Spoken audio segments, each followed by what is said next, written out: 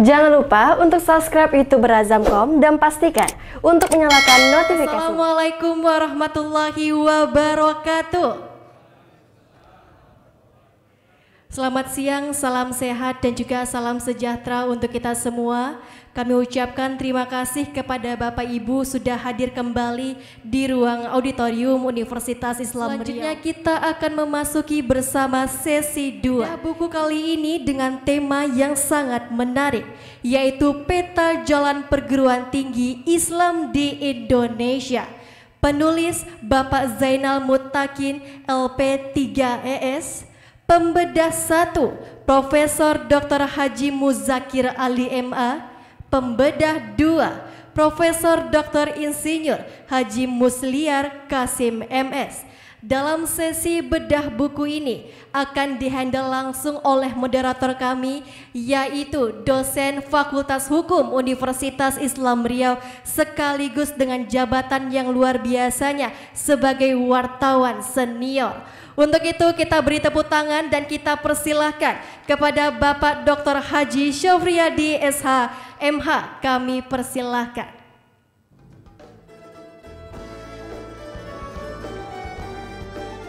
Bismillahirrahmanirrahim. Assalamualaikum warahmatullahi wabarakatuh. Makan nasi padang jangan lupa pakai TS. Selamat datang di acara bedah buku BKPTIS. Nah, baik Bapak Ibu sekalian, acara kita sesi kedua pada siang hari ini adalah bedah buku Peta Jalan Perguruan Tinggi Islam di Indonesia. Saya berkeyakinan Bapak Ibu sudah memiliki buku ini. Buku ini terbit atas kerjasama Universitas Islam Indonesia Yogyakarta. Terima kasih Pak Rektor. Dengan LP3IS. Dan kata pengantarnya langsung ditulis oleh Rektor UII, Bapak Profesor Fathul Wahid. Alhamdulillah hadir bersama-sama kita di sini. Cetakan pertamanya pada Agustus tahun 2023. Jadi masih baru. Kalau kita buka buku ini cukup tebal juga Bapak Ibu sekalian. Ada 291 halaman di luar dari kata pengantar. Nah, fokus buku ini sesungguhnya bicara tentang pengembangan sains. Ditulis dari hasil kajian secara akademik melalui penelitian yang menggunakan metode kualitatif dan kuantitatif. Kalau kita baca buku ini Bapak Ibu sekalian, ada 3 bagian besar yang tersaji dalam penulisan buku ini. Yang pertama, sejarah pengembangan sains di dunia muslim. Dan yang kedua, pengembangan sains di perguruan tinggi Islam. Dan yang ketiga, ini sebuah tawaran sebenarnya, peta jalan. Mungkin dari peta jalan inilah yang oleh penulis buku bersama-sama di LP3ES memberi judul buku ini dengan Peta Jalan Perguruan Tinggi Islam di Indonesia. Nah, kenapa peta jalan ini yang ditawarkan oleh para peneliti LP3S? Karena berangkat dari asumsi bahwa informasi mengenai potret nyata tentang pengembangan ilmu pengetahuan dan sains di perguruan tinggi Islam belum tersedia secara memadai. Dan buku ini disurvei di 29 perguruan tinggi swasta di Pulau Jawa yang diambil sampelnya secara purposif. Dan tentang belum tersedianya pengetahuan mandeknya tentang pengembangan sains di perguruan tinggi Islam, ini paling tidak juga diamini oleh Pak Fathul Wahid dalam kata pengantarnya. Pak Fathul Wahid menstir bahwa kinerja perguruan tinggi di negara-negara Muslim tidak cukup menggembirakan dalam pengembangan sains. Tapi beliau percaya bahwa pengembangan sains dapat menjadi salah satu pintu masuk bagi kebangkitan peradaban Islam. Nah, Bapak Ibu sekalian, kita akan membedah buku ini dengan dua narasumber yang sudah tidak asing lagi di kalangan perguruan tinggi Islam, dan sekaligus kami panggil yang terhormat Bapak Profesor Dr. Muzakir Ali MA. Kita berikan aplaus untuk Rektor Universitas Wahid Hasim Semarang. Pak Profesor Muzakir lahir di Desa Dukun, Kecamatan Karangtengah, Kabupaten Demak, Jawa Tengah. Beliau menyelesaikan sekolah dasar di Demak tahun 72, pendidikan agama PGAU NU 4 tahun di Demak tahun 1976. Kemudian pendidikan guru agama negeri 6 tahun di Demak juga. Lalu sarjana muda Fakultas Dakwah IAIN Wali Songo Semarang tahun 1982. Sarjana Ilmu Dakwah Fakultas Dakwah IAIN Wali Songo Semarang tahun 85. Kemudian Master of Art jurusan pendidikan Fakultas Pasca Sarjana IAIN Sunan Kalijaga Jogja tahun 92. Lalu menyelesaikan program doktor di Universitas Islam Negeri Sunan Kalijaga Yogyakarta tahun 2011. Nah, beberapa karya ilmiah dalam bentuk buku sudah diterbitkan oleh Profesor. Kedua, kita hadirkan, nah ini sudah tidak asing lagi bagi Bapak Ibu sekalian, apalagi bagi Universitas Islam Riau. Nah, dah terlalu sering beliau hadir ke sini. Kita panggil Profesor Dr. Insinyur Musliar Kasim. Silakan Pak Musliar. Rektor Universitas Baitur Rahmah Padang. Kami sampaikan kepada Bapak Ibu sekalian, Pak Musliar Kasim lahir di Padang Ganting, Tanah Datar pada tanggal 29 April 1958. Beliau ini profesinya banyak ini Bu. Ahli pertanian ya juga, akademikus ya juga, birokrat Indonesia ya juga. Pernah menjadi Wakil Menteri Pendidikan dan Kebudayaan Indonesia tahun 2011 sampai 2014. Kemudian Komisaris Utama PT Perkebunan Nusantara 12 mulai dari tahun 2014. Lalu Komisaris PT Perkebunan Nusantara 8 tahun 2012-2014. Lalu Inspektur Jenderal Kementerian Pendidikan dan Kebudayaan Republik Indonesia tahun 2011 dan Rektor Universitas Andalas 2 periode dari tahun 2005 sampai 2011. Sekarang masih menjadi dosen tetap pada Fakultas Pertanian Universitas Andalas Padang sejak tahun 1984. Nah, juga menjadi rektor di UNAN pada tahun 2006 sampai 2013. Demikian biodata singkat Bapak Ibu sekalian, kedua pembedah buku peta jalan perguruan tinggi Islam di Indonesia. Silakan kepada penulis buku untuk dapat mengambil tempat ke depan ini, Pak. Pak Zainal Muttaqin. Bapak Ibu sekalian, supaya jelas dan terang peta jalan perguruan tinggi Islam di Indonesia, maka kita berikan kesempatan pertama kepada LP3IS memaparkan buku ini. Oke, baik. Bismillahirrahmanirrahim. Assalamualaikum warahmatullahi wabarakatuh. Alhamdulillahirabbil alamin.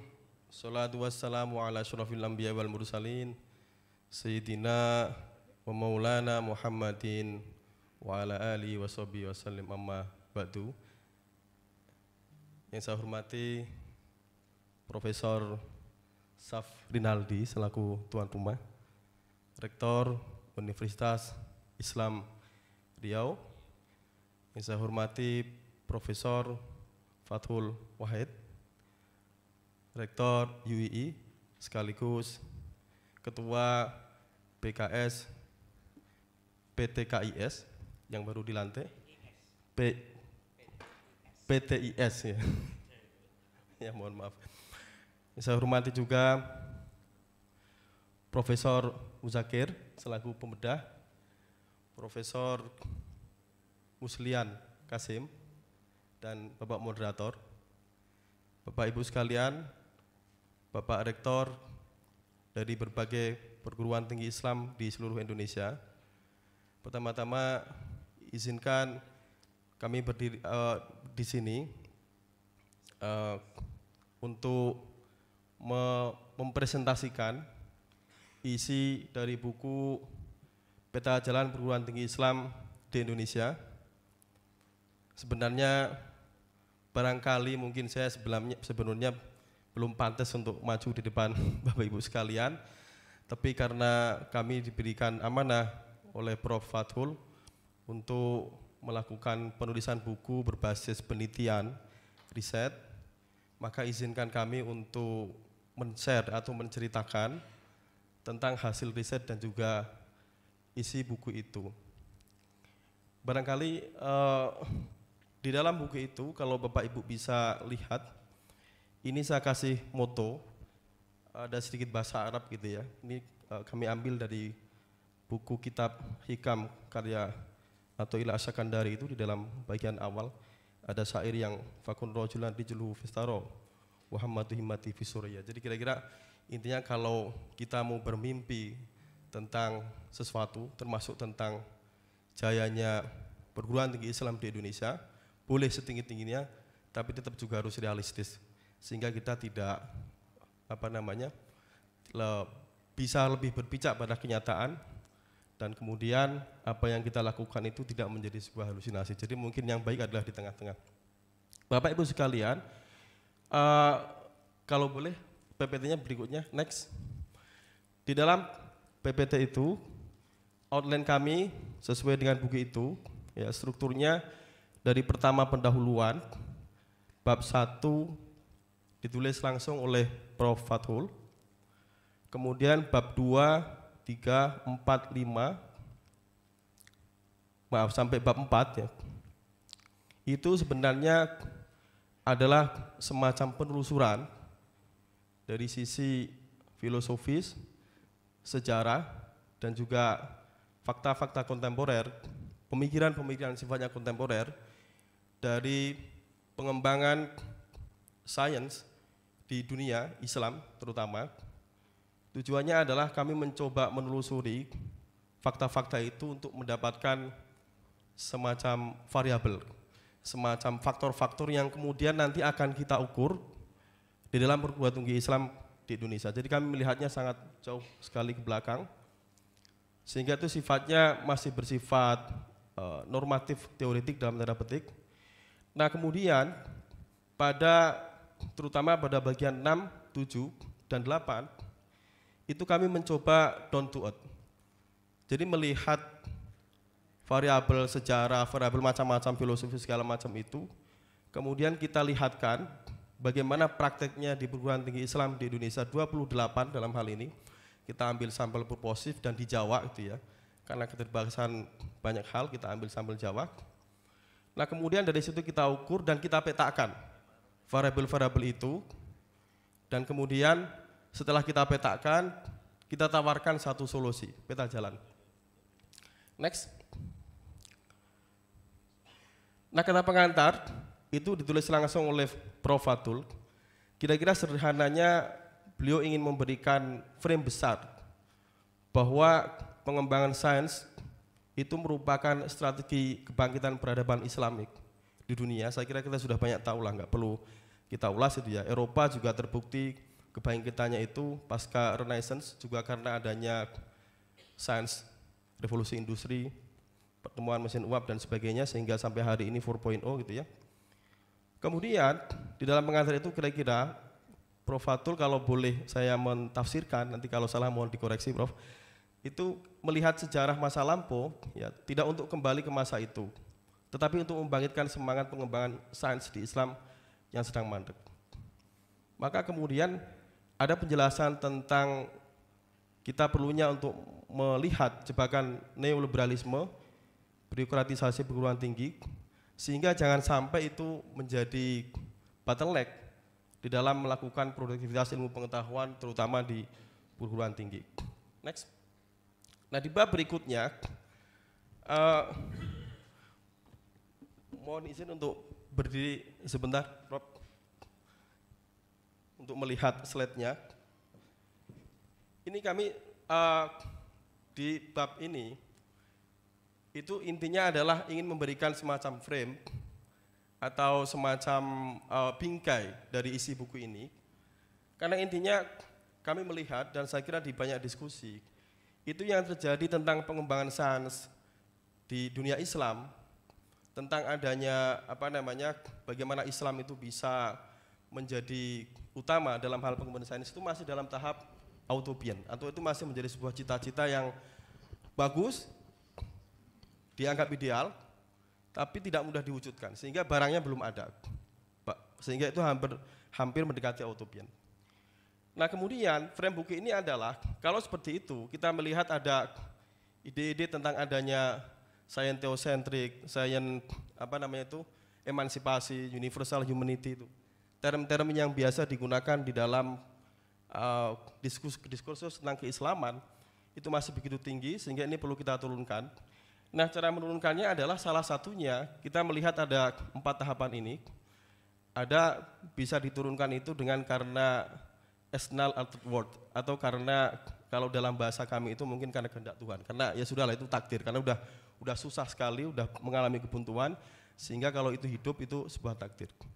Nah, kemudian tahap berikutnya adalah will transformation, yaitu adalah sebuah cara transformasi social engineering menggunakan perencanaan, menggunakan langkah-langkah yang rasional, maka kita bikinlah roadmap ini.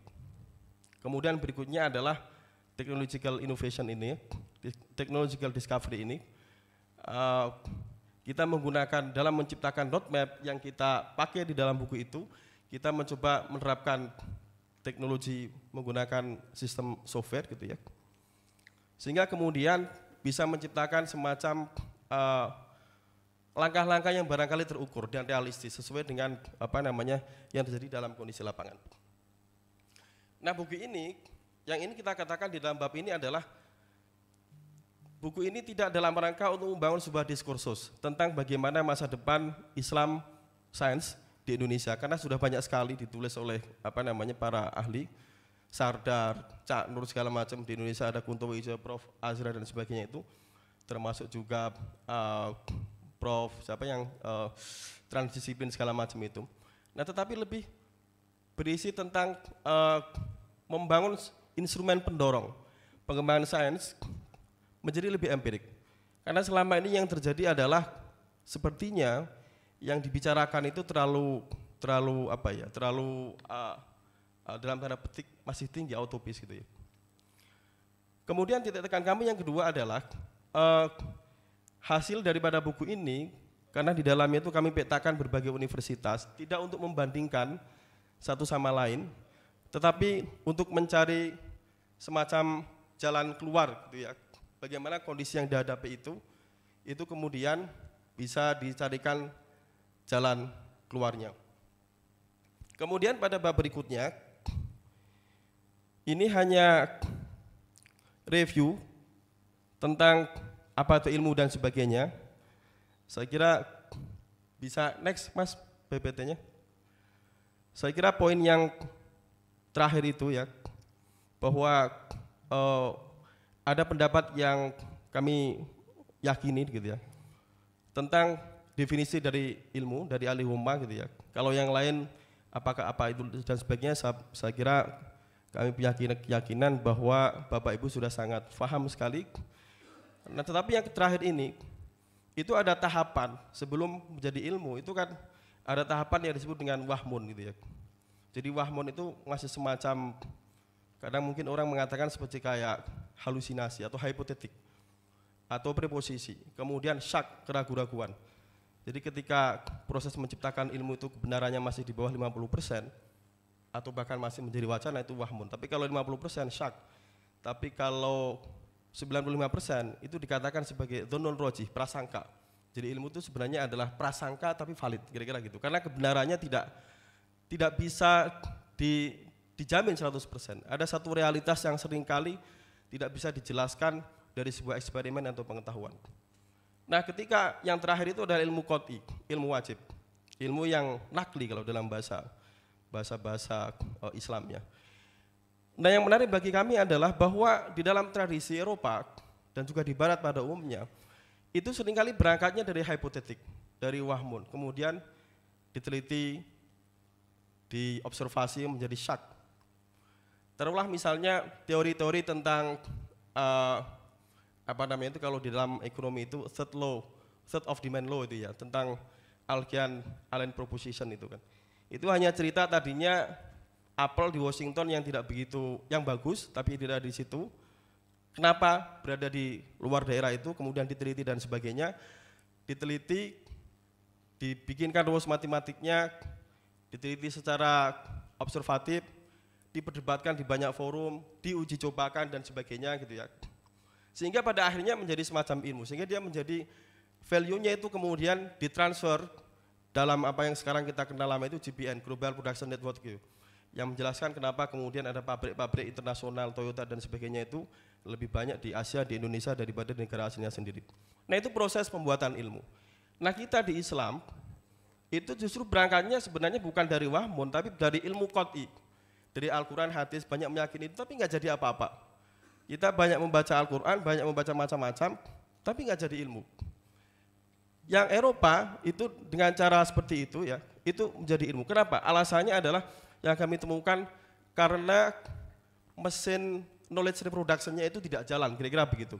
Ekosistem reproduksi pengetahuan di dalam dunia Islam selama ratusan tahun itu tidak berjalan. Nah, apa yang kami anggap sebagai mesin reproduksi pengetahuan, maaf Mas, next slide-nya, itu salah satunya adalah kita menggunakan teori ini yang kemudian nanti kita operasionalkan di dalam apa namanya parameter yang kita ukur. Nah, itu intinya adalah bahwa, mohon maaf, kalau kita mengikuti salah satu reproduction ilmu, dalam memproduksi ilmu itu sebenarnya yang terpenting adalah sukses, berhasil. Dia tidak harus benar 100% pada saat itu. Nah, untuk sukses itu ada agen, ada fit di sebelah sini, kemudian ada capital, kemudian ada scripture, kalau dalam bahasa sekarang itu penerbitan, publikasi. Yang di atas yang paling penting adalah investment side, bisa negara, bisa perusahaan, bisa yang lain. Kemudian dia menghasilkan sukses. Sukses ini berarti ilmu yang diciptakan tidak harus selalu benar, tapi dia diyakini oleh orang lain sebagai satu kebenaran karena dilakukan menggunakan proses yang saintifik dan seterusnya. Nah, dengan paradigma itu, di bab bagian berikutnya ini kita meninjau sejarah gitu ya. Nah, di dalam sejarah ini yang perlu disoroti, next Mas, adalah bahwa kalau kita telusuri dari sisi sejarah, ternyata pengembangan sains itu setidaknya melewati 3 tahap, yaitu satu adalah apa yang disebut dengan pembangunan fondasi teologis terlebih dahulu. Kita tahu di dalam hadis, dalam Al-Quran banyak, tadi di dalam ayat suci juga dijelaskan yarfa'illahu alladziina amanu minkum walladziina utul ilma darajat dan sebagainya. Itu kan fondasi teologis di dalam Al-Quran untuk pembangunan ilmu. Dalam kitab-kitab hadis Bukhari Muslim juga bisa dilihat bab-bab awal itu juga di dalam syarahnya yang ditulis oleh Al-Asqalani itu juga cerita seperti itu. Ihya Ulumuddin juga sama. Bab-bab pertama semuanya rata-rata kitab-kitab itu bicara seperti itu. Kemudian tahap berikutnya itu adalah melakukan interaksi dan adopsi dengan dunia luar. Di dalam dunia Islam kita tahu bahwa adopsi itu dilakukan dengan ketemu peradaban lain di luar Islam, Helenisme, ketemu dengan Bizantium, ketemu dengan Persia, ketemu dengan Cina dan sebagainya, didialogkan. Maka kemudian di situ akan terjadi proses dekonstruksi. Apa yang dibawa ketemu dengan yang lain, diobrak-abrik gitu ya, ketemu direkonstruksi lagi menjadi baru. Kemudian berikutnya baru reproduksi ilmu pengetahuan. Nah, pada masa-masa dinasti Abbasiyah dan juga Fatimiyah itu tahapannya sebenarnya sudah sampai pada adopsi gitu ya dan reproduksi itu. Nah, bagian teologi itu sudah lama sekali dibangun oleh Nabi Muhammad SAW. Nah, apa yang terjadi hari ini di kita, yang kita amati adalah seringkali kita ketika ini melakukan reproduksi pengetahuan itu agak lompat. Kadang fondasi teologisnya belum selesai sudah ingin reproduksi, sudah ingin menjadikan sesuatu. Mungkin ekonomi Islam apa segala macam, tapi penguasaan teks-teks Arabnya, Al-Qur'annya belum begitu kuat, lompat ke sana. Ada yang sudah beradopsi, berdialog dengan ilmu umum, tapi fondasi teologisnya nggak jalan, sehingga juga tidak ketemu. Ini menjadi agak sulit gitu ya. Meskipun ini tentu adalah satu kondisi ideal yang pada faktanya tidak selalu sama, di lapangan harus seperti ini. Nah, pada bab berikutnya, selanjutnya Mas, itu kami coba mereview diskursus kontemporer, ya ada Fazlur Rahman, Naqib Al-Atas, Ismail Razi Al-Faruqi, Sardan dan sebagainya, itu kita review untuk memberikan gambaran bahwa di kontemporer itu seperti ini. Dulu sejarahnya kayak gitu, sekarang kondisinya kayak begini gitu ya. Apakah itu kemudian relevan dengan PTI? Next Mas, langsung ke next lagi, next. Nah, dari beberapa bab itu kita coba ekstrak menjadi banyak sekali indikator gitu ya. Ada sekitar 12 indikator yang kami bangun itu. Dari pengalaman itu mulai ada, mohon maaf, ini tulisannya agak kecil-kecil, peran aktor gitu ya. Kemudian peran kelembagaan perguruan tinggi, governingnya. Kemudian kita cek tentang infrastrukturnya, perpustakaannya, kemudian juga laboratorium dan sebagainya. Kita cek kebebasan intelektualismenya, kita cek juga lingkungan akademik, spirituality dan sebagainya. Kemudian kita teskan itu di perguruan tinggi Islam 29. Kita lakukan wawancara, next Mas, dengan berbagai universitas. Itu kita bagi menjadi 4. Satu ini ada Universitas Islam Negeri, UIN kita sampelnya masukkan ke sini, tapi tidak kami tampilkan dalam PPT ini.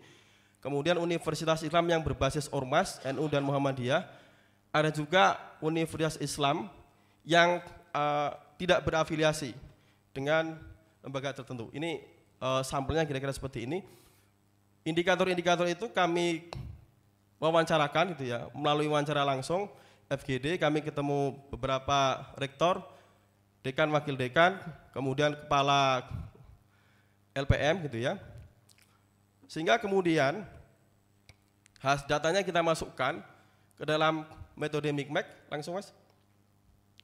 Nah, kira-kira gambar pertama yang bisa Bapak Ibu lihat hari ini dari sisi sejarah seperti itu, filosofi seperti itu, indikatornya kita ekstrak, kemudian kita hasilkan adalah bahwa kalau kita lihat data MICMEC ini, itu menunjukkan posisi perguruan tinggi Islam sekarang itu dalam bahasa Jawanya itu ambyar. Artinya mereka punya arah sendiri-sendiri, nggak punya kesamaan masing-masing. Garis-garis ini sebenarnya adalah indikator ya, tapi di dalam slide ini belum kita ganti, yang bagian lain nanti agak bagusan. Bahkan sesama NU sendiri, sama Muhammadiyah sendiri, itu mereka memiliki arah yang berbeda-beda di dalam pembangunan sains. Kemudian juga antar universitas yang berbasis atau tidak berafiliasi dengan ormas itu juga memiliki arah sendiri-sendiri. Dalam bahasa tata kelola, governing, ini kondisinya sangat fragmented, terpecah belah, terfragmentasi, terbagi-bagi, sehingga tidak menguntungkan untuk melakukan pengembangan ilmu pengetahuan. Kenapa? Karena dalam kondisi constraint yang serba terbatas gitu ya, kondisi seperti ini akan menyebabkan sebuah kerja-kerja yang tidak efisien. Namun yang kita harapkan juga bahwa juga tidak berarti bahwa kita akan melakukan penyamaan. Kalaupun ini berbeda-beda, tidak berarti adalah ekstrim penyamaan. Karena kalau ekstrim penyamaan, yang terjadi adalah akan terjadi pemaksaan satu sama yang lain. Akan mengurangi kebebasan akademik gitu ya, beberapa universitas itu. Karena dia harus mengikuti penyamaan itu. Makanya yang kami tawarkan salah satunya di bagian penutup nanti itu adalah adanya network, tapi yang lebih extended.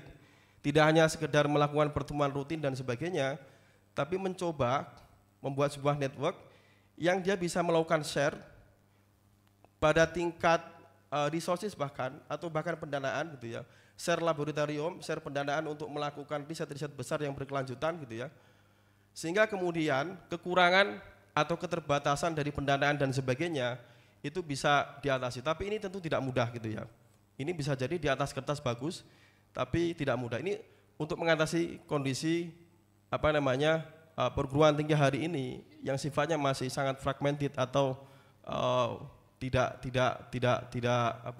united gitu ya. Next. Tapi kalau kita lihat, next Mas, kita belah lagi ya. Kita klasifikasikan lagi tadi, ada NU, ada Muhammadiyah, ada segala macam. Kita bisa lihat cara bacanya begini. Ini garis ini panjang, ini adalah garis indikator. Ini misalnya peran negara gitu ya. Kemudian di sini adalah aktivitas ilmiah. Di sini adalah tentang ini peran dunia usaha, ini peran negara gitu ya. Ini adalah aktivitas ilmiah. Yang kita bisa lihat adalah bahwa yang garis panjang ini berarti adalah indikator yang dianggap penting oleh universitas dalam pengembangan sains, yaitu terutama peran dunia usaha, peran negara, dan kemudian aktivitas ilmiah. Ada lagi sebenarnya ini pendanaan. Nah, tetapi yang terjadi adalah hanya sebagian kecil universitas Islam di Indonesia, di Jawa, itu yang dekat dengan variabel yang dianggap sukses ini, berhasil. Di sini kita bisa lihat beberapa universitasnya gitu ya. Dengan kecenderungan, mohon maaf, universitas di bawah Nahdlatul Ulama itu lebih kelihatan dekat dengan garis ini dan di sini, berarti dia dekat dalam kasus ini dengan peran negara. Tentu ini adalah hal yang positif, karena kalau dukungan negara besar lebih memungkinkan untuk mengembangkan sains.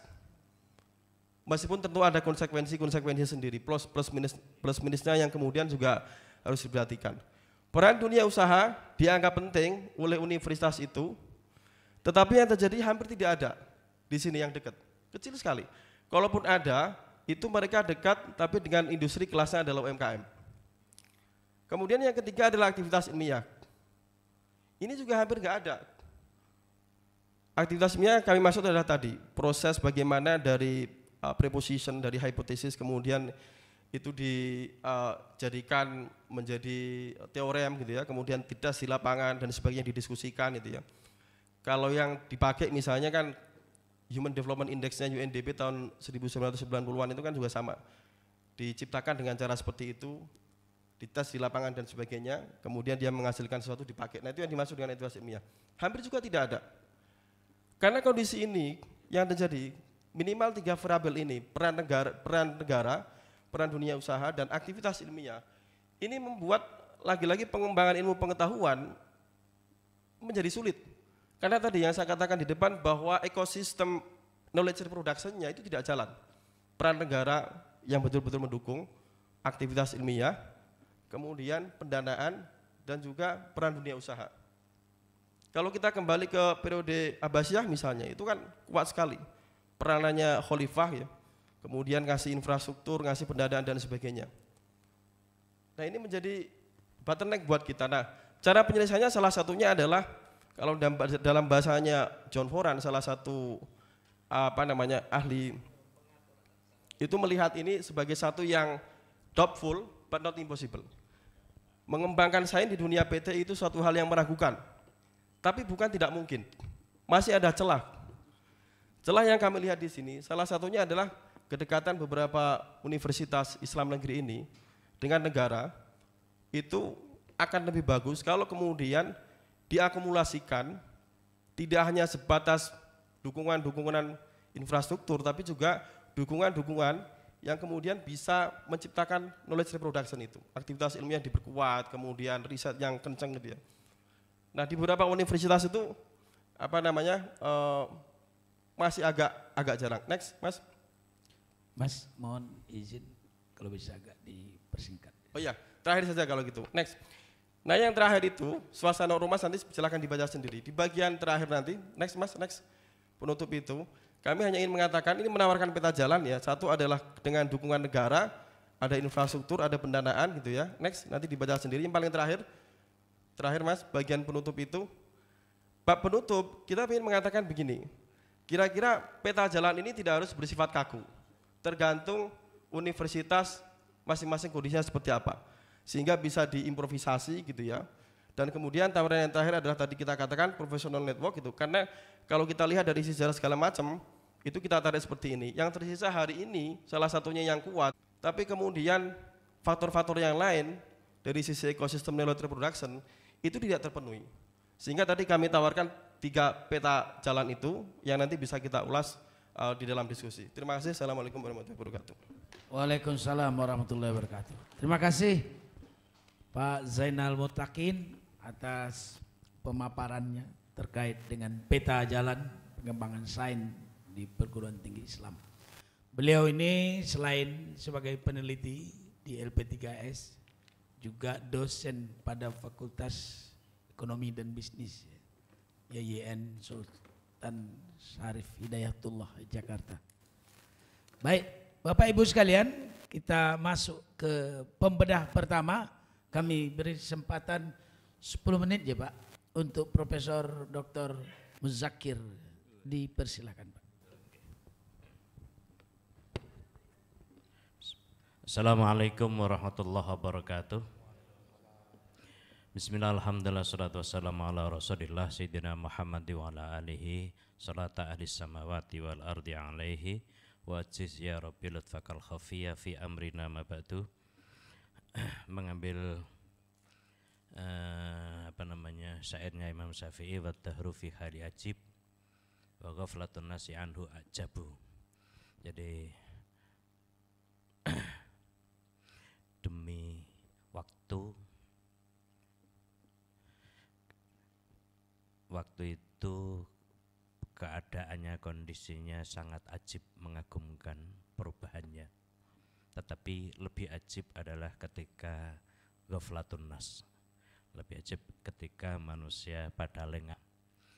Jadi ketika, kenapa saya katakan ini ngambil satu ini syair baris kedua Imam Syafi'i ini, tidak lain karena sebenarnya kita malu kalau kita membicarakan perkembangan ilmu pada saat dulu dan pada saat sekarang ini. Kita harusnya malu karena kita tidak berbuat apa-apa, tidak seperti ulama-ulama kita. Tetapi apapun yang terjadi memang terjadilah. Barangkali itu juga bagian dari waktu. Dalam tugas kami untuk bedah penyobek-nyobek. Yang jelas ini gojek saja ya. Jadi di sini adalah bedah buku ini sebenarnya semuanya layak sebagai pembedah. Karena yang di depan ini hanyalah sarana saja atau badal, bisa jadi badalnya badal golat. Tetapi tidak apa-apa. Dalam review atau maka kami bagi menjadi 4, ada apresiasi, ada ulasan buku, kemudian ada tanggapan, dan kemudian ada simpulan. Tapi kalau nanti berkaitan dengan ulasan buku, saya kira tidak usah, semuanya bisa baca sendiri, apalagi tidak lama. Yang jelas buku peta jalan perguruan tinggi Islam yang bahas berbagai aspek ini sangat bagus. Tapi boleh jadi buku ini juga dipengaruhi ada peta jalan pendidikan tinggi yang disampaikan oleh Mas Menteri Nadiem Makarim. Betul tidak itu ya? Dan barangkali kalau itu menjadi bagian kita dari PTAI, PTIS ini untuk mensamakan atau mewarnai perguruan tinggi di Indonesia, saya kira ini sangat positif. Tetapi sesungguhnya ya sebenarnya belum maksimal, tetapi sudah ada itu bagus daripada tidak ada. Apresiasi kami sangat motivasi dan gagasan di balik penelitian buku ini yang bertujuan untuk membangkitkan kembali peradaban Islam melalui PTI di Indonesia.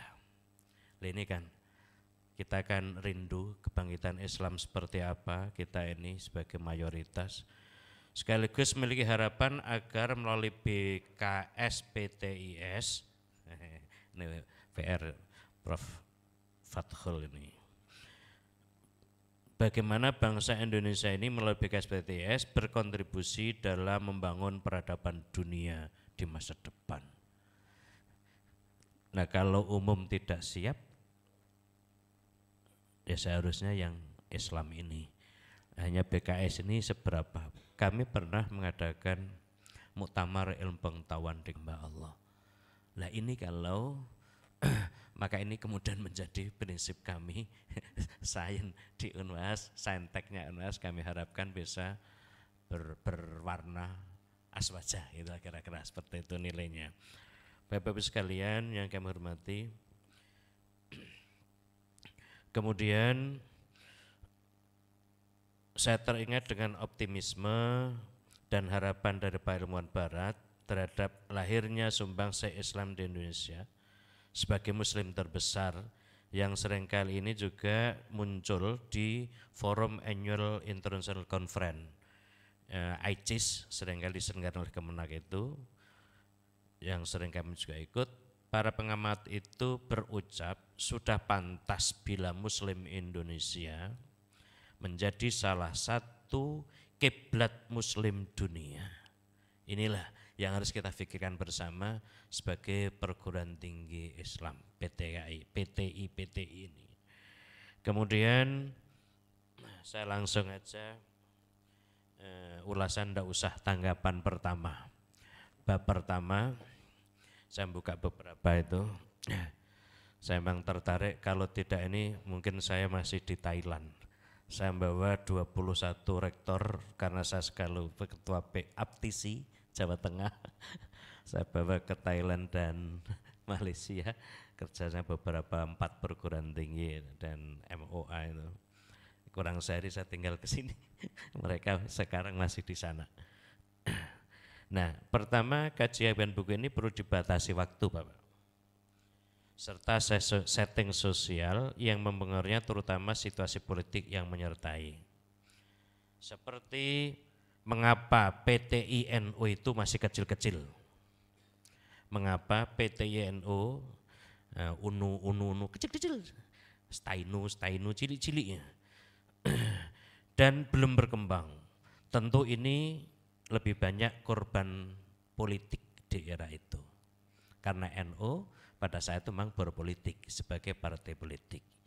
Bahkan kami sendiri, saya sebagai sekretaris pendiri Universitas Wahid Hasyim, baik yayasan maupun universitas, ketika menghadap Gus Dur tahun 99, 98, 99 belum jadi presiden itu. Kami aja tidak boleh pakai nama NU, jangan pakai nama NU, jangan pakai nama Islam. Terus jadikan rohnya saja Islam dan NU. Tapi namanya terus apa Bapak? Tanya Mbak Soleh Darat, tanya ke kuburan. Nah, jadi ceritanya Wahid Hasyim, nama Wahid Hasyim Munastami itu nama lahir tanya di kuburan, Pak. Wanah itu kalau ndak NU ndak ada. Akhirnya ketemu nama Wahid Hasyim, kita laporan Gus Dur, ya ketawa-ketawa beliau. Itu maksud saya. Jadi kenapa? Karena maaf, waktu itu ada Universitas NU di mana? Bandung, jadilah Uninus. Ada enggak Uninus ini? Uninus Ada ndak ini? Ndak ada ya. Kemudian yang Malang Unisma. Ndak ada yang pakai NU, baru pulang Pak Rektornya. Ada acara lain, saya besok juga acara, ada 57 perguruan tinggi minggu pada datang ke kampus kami. Jadi apa namanya, ini jadi karena korban saat itu, makanya kalau buku itu bahwa yang PTNU itu kok cilik-cilik, kecil-kecil, tolong itu dibatasi era tahun sekian-sekian, kondisinya begini, harus ada setting sosial itu. Jadi kami seperti protes ya. Namanya suruh bedah. Tapi NU kan bisa saja mengambil hikmah. Karena korban itu kan, kalau NU kan di mari korbayu ribu korbanan. Itu berarti kan di mana positif saja, karena korban itu dekat dengan dekengan pusat kan, kira-kira seperti itu. Kedua, makanya kemudian di NU yang berkembang pesantren-pesantrennya, dan saat ini hampir-hampir yang menjadi juru bicara keagamaan itu ya lulusan-lulusan dari pesantren, Gus Baha, yang gitu-gitu tuh. Meskipun Gus Baha juga banyak mewarnai dan diwarnai oleh ZUII. Tapi ZUII juga belum melahirkan kitab-kitab yang gede-gede. Itu kan seberapa besar tingkat pengaruhnya, perlu dicari juga. Yang kedua, halaman kedua, pembahasan bab kedua mestinya hanya membahas aspek fikir. Kok hanya membahas aspek fikir? Kenapa tidak membahas aspek zikir? Karena namanya ulul albab itu alladzina yadhkurunallah qiyaman wa qu'udan wa ala junubihim wa yatafakkaruna fi khalqis samawati wal ardi. Rabbana ma khalaqta hadza batila subhanaka faqina adzabannar. Itu berarti ada koherensi atau ada komprehensif, ada perpaduan antar fikir dan zikir. Ulama-ulama dulu tidak hanya fikir saja. Ini kalau hanya fikir saja, ini bukan ulul albab lagi dalam bahasa Islam. Ulama-ulama dulu bahkan hafal Al-Quran banyak sekali. Bahkan hampir semua hafal Quran. Ulama-ulama dulu, kita saja yang hafalnya Al-Ikhlas, Yasin, dan seterusnya. Ketiga, perlu pembahasan pada pembahasan ketiga, bab ketiga, menurut saya yang dimaksud hukum, yang dimaksud bukan pandangan Edward Said. Janganlah kita seakan-akan semua orang barat yang hebat. Padahal Al-Quran kan jelas. Ya ayyuhalladzina amanu taqullaha wal tanzur nafsum ma qaddamat lighad wattaqullah. Itu kan sudah jelas itu.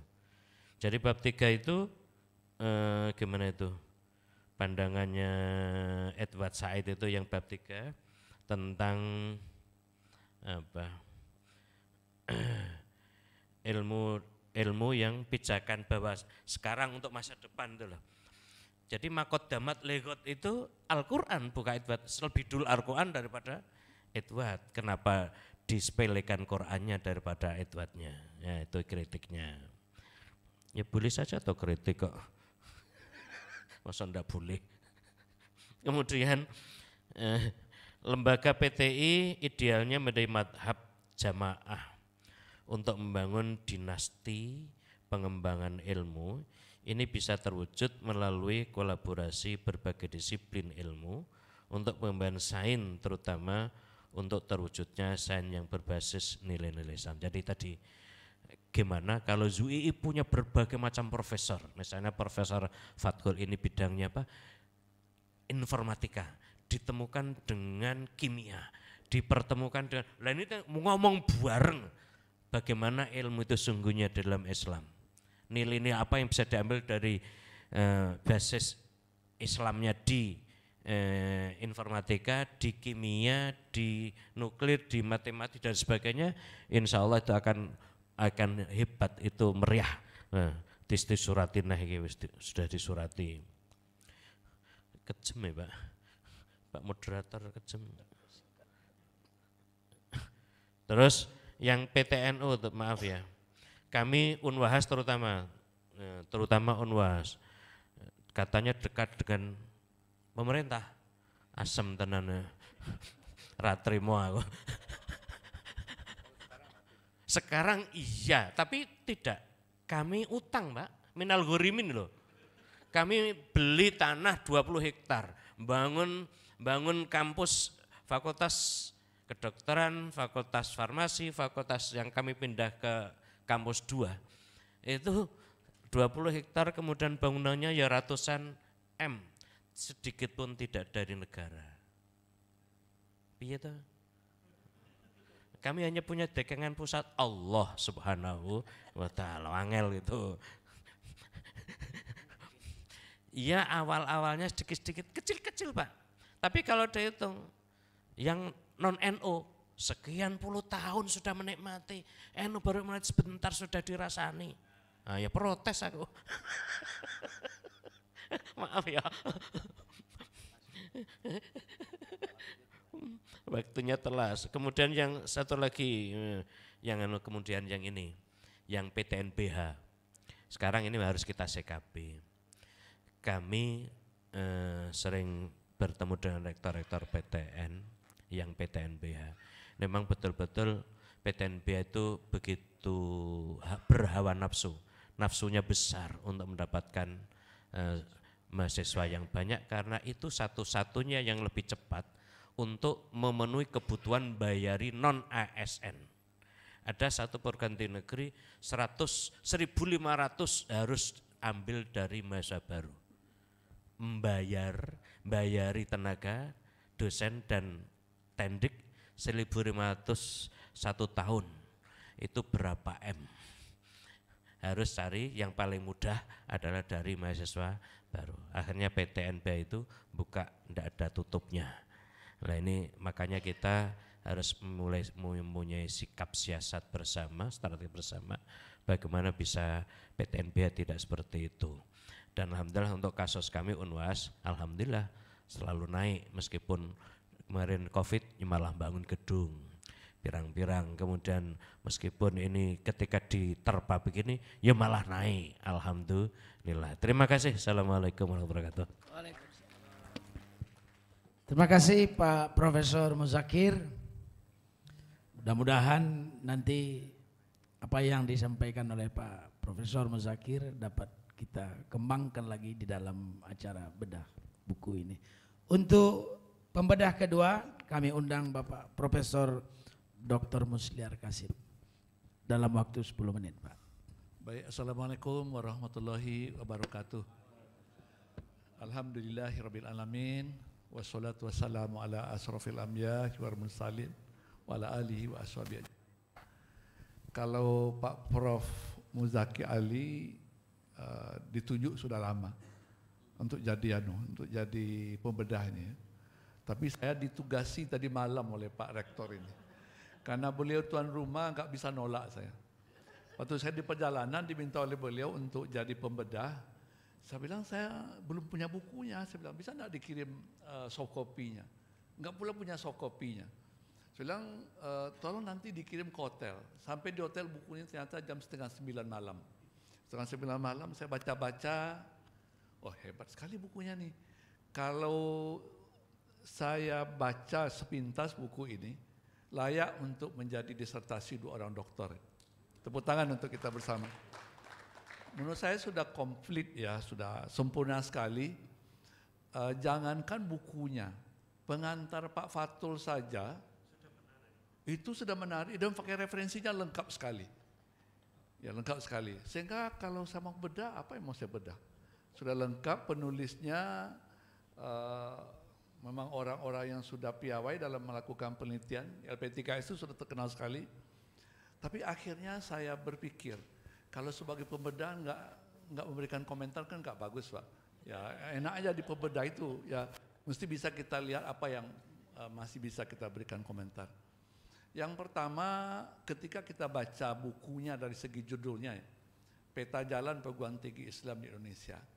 Kalau perguruan tinggi kan paling tidak kita lihat dari 3 aspek ya. Pendidikan, penelitian, pengabdian masyarakat.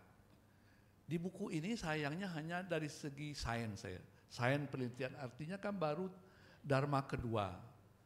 Saya ketika menjadi rektor Pak, menjadi rektor baik di perguruan tinggi negeri, sekarang di PTS, yang saya sangat khawatirkan itu adalah mendidik mahasiswa. Yang paling saya khawatirkan mendidik mahasiswanya Pak. Ya kalau mungkin untuk Jogja, karena kotanya kota pendidikan ya, mungkin tidak terlalu, walaupun dulu pernah ada kasus yang macam-macam itu ya. Tapi hari ini semakin mengkhawatirkan saya kalau proses pembelajaran itu tidak kita berikan dengan baik. Seperti yang kita diskusikan juga, banyak perguruan tinggi yang menerima mahasiswa yang sekian banyak. Gimana dia cara melihat mahasiswanya? Padahal kalau di luar negeri Pak, kenapa orang-orang di luar itu menjadi, karena betul-betul diperhatikan talenta anak ini seperti apa. Seperti apa talentanya, kemana mau diarahkan. Saya kalau melihat jumlah mahasiswa di satu perguruan tinggi sampai 50.000 itu Pak, nggak yakin saya itu bisa dididik, dibimbing oleh dosennya dengan baik. Mungkin tamat di situ, dari tamat kan ijazahnya Pak, pokoknya ngambil mata kuliah ya nanti UTS, UAS, ujian, sempro segala macam. Tapi bagi saya mendidik mahasiswa itu memang karakter yang lebih penting. Karakternya lebih penting. Karakternya itu kan bisa bagaimana dia menjadi orang yang curiosity gitu kan. Orang yang betul-betul tahu ketika dia punya ilmu sedikit, punya enggaknya kemauannya untuk mempunyai ilmu yang lebih besar dari itu. Hari ini betul-betul risau saya, betul-betul risau. Tidak banyak mahasiswa kita yang betul-betul pergi ke kampus itu untuk mencari ilmu dan mengamalkan dirinya. Nggak tahu lah kalau di Padang ya. Di Jogja, di Jawa tentu jauh lebih baik dibandingkan kalau kami di daerah ini. Nah, itulah yang menjadi kerisauan saya. Saya ketika di Jakarta itu Pak Fatul, Bapak dan Ibu semua, Pak Mansur Ramli, kami sama-sama di Jakarta. Ketika kurikulum 2013, saya diminta oleh Pak Anu menjadi ketua steering committee-nya. Saya kan bukan orang pendidikan Pak, saya guru besar pertanian. Tidak pernah belajar pedagogi, tahu-tahu jadi dosen. Kemudian disuruh untuk menjadi ketua komite perubahan kurikulum 2013 itu. Tunggang balik, saya jungkir balik saya itu untuk mempelajari bagaimana saya bisa berkontribusi besar di dalam mereformasi kurikulum. Ya akhirnya ketika kurikulum itu selesai, saya bilang ini betul-betul mukjizat betul ini saya bilang. Nggak yakin saya Pak dalam waktu 2 tahun bisa memperbaiki atau membuat kurikulum 2013 itu yang jauh sekali bedanya dengan kurikulum sebelumnya. Ketika saya ditanya oleh wartawan ketika itu hampir tiap sore Pak, TV One memanggil, ya kan suka orang-orang itu Pak, karena tidak semua orang setuju dengan kurikulum yang kita buat. TV One pagi, Metro dan segala macamnya. Ketika itu kan kita mengembangkan 3 kompetensi. Kompetensi pengetahuan, kompetensi keterampilan, dan kompetensi sikap. Kalau kompetensi pengetahuan, ketika dahulu kan amat sulit sekali. Saya masih kuliah di UNAN Pak, masih kuliah di UNAN, untuk menyelesaikan tulisan skripsi zaman dahulu itu, mesti pergi ke Bogor kita cari literatur. Sulit sekali untuk mendapatkan kompetensi pengetahuan. Tapi hari ini kan sama saja. Sumber pembelajaran kita itu antara mahasiswa UIR dengan mahasiswa UI, termasuk dengan mahasiswa dari Cambridge pun sama, bisa dibaca buku yang sama. Tinggal kalau dosennya pintar mengolah sedikit dengan teknologi yang ada, mungkin dari segi pengetahuan tidak terlalu jauh lah bedanya. Tapi keterampilan kan mesti dibimbing oleh dosen. Yang lebih parah adalah kompetensi sikap itu atau karakter. Nah, yang bayangan saya di dalam buku ini Pak Zainal ada itu, karena saya tidak baca kalau ini kan peta jalannya kan mesti untuk ketiga dharma tadi lah paling tidak. Jadi kalau dapat memang ini bagaimana agar di pendahuluan juga tidak ada itu Pak, tidak disampaikan bahwa buku ini adalah ingin mengembalikan kejayaan perguruan tinggi Islam atau untuk menghasilkan ilmuwan-ilmuwan Islam yang lebih baik agar bisa menghasilkan sains dan teknologi. Itu satu komentar saya.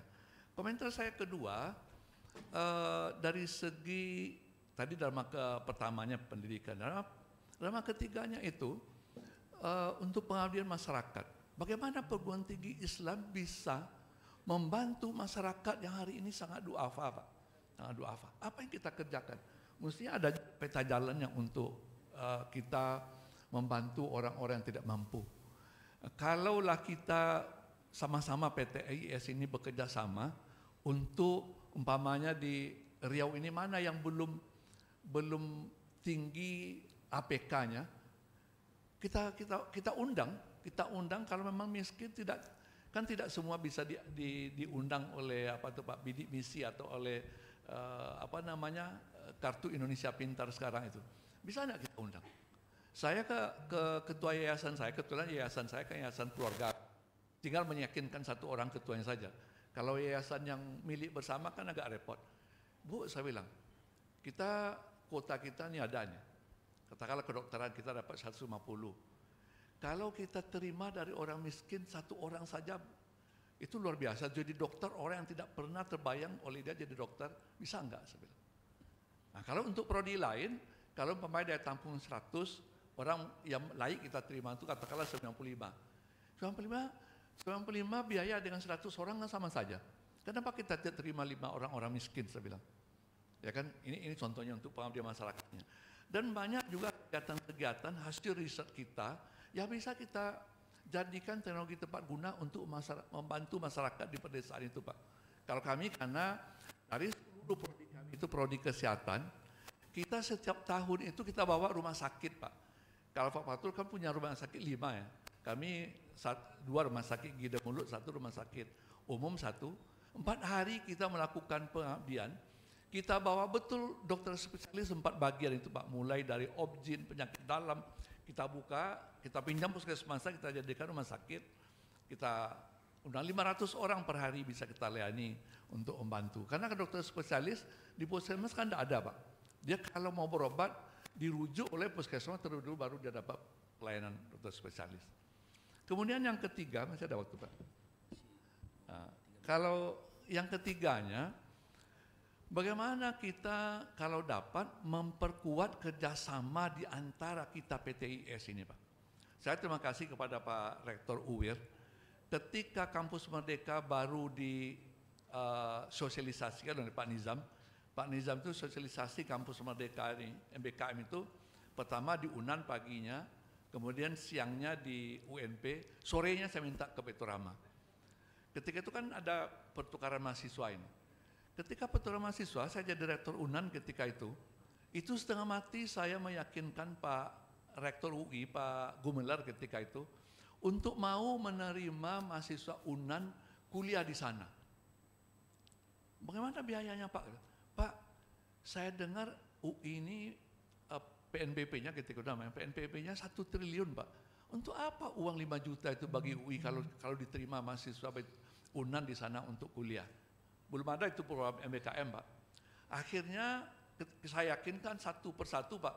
Kalau bersama-sama diyakinkan, kalau UNAN itu kan kecil, Pak, sulit meyakinkan PTN yang besar itu, Pak. Karena mereka levelnya merasa sudah jadi menteri gitu, levelnya sudah menteri, nggak mau lah dengar kita gitu kan. Tapi satu persatu akhirnya Rektor UGM, Pak Sujarwadi mau, Brawijaya mau, ITS mau, belum ada MBKM, mahasiswa UNAN itu sudah saya kirim ke 10 perguruan tinggi besar di Jakarta. Ya. Nah, kenapa kita tidak terima juga mahasiswa dari PTS lain ke UI itu sama levelnya dengan UI itu, Pak. Saya berterima kasih sekali dari 6 pendirinya kebetulan 3 orang Padang, Pak.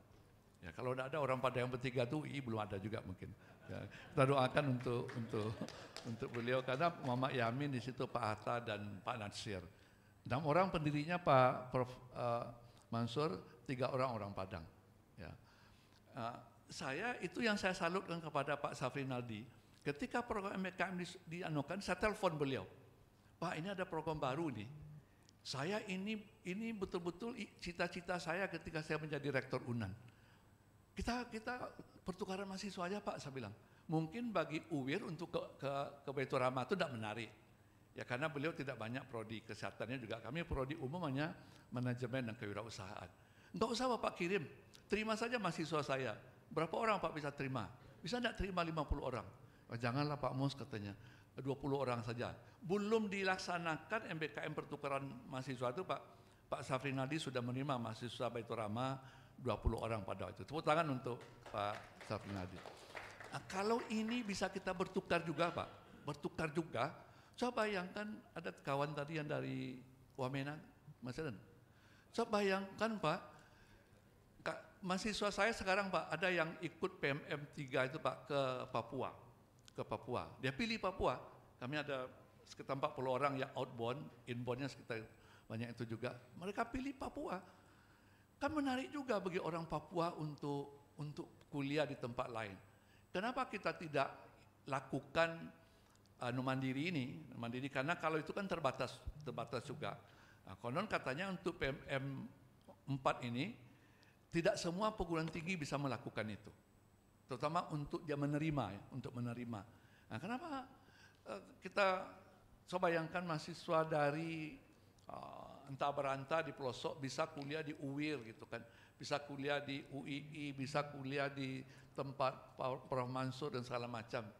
Mestinya menurut saya masuk juga ke sini. Walaupun nanti ketika Pak Nadiem tidak menjadi menteri lagi, menurut saya ini cita-cita saya dari dahulu nih. Makanya saya senang sekali dengan program MBKM yang dilakukan oleh Pak Menteri ini. Ya, saya tidak yakin kalau beliau tidak menteri akan dilanjutkan oleh menteri kita ke depan.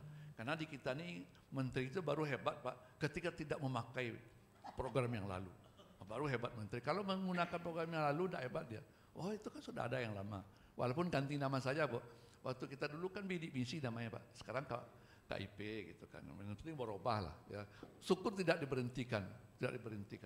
Sekarang begitu saja karena tidak sempat membaca banyak.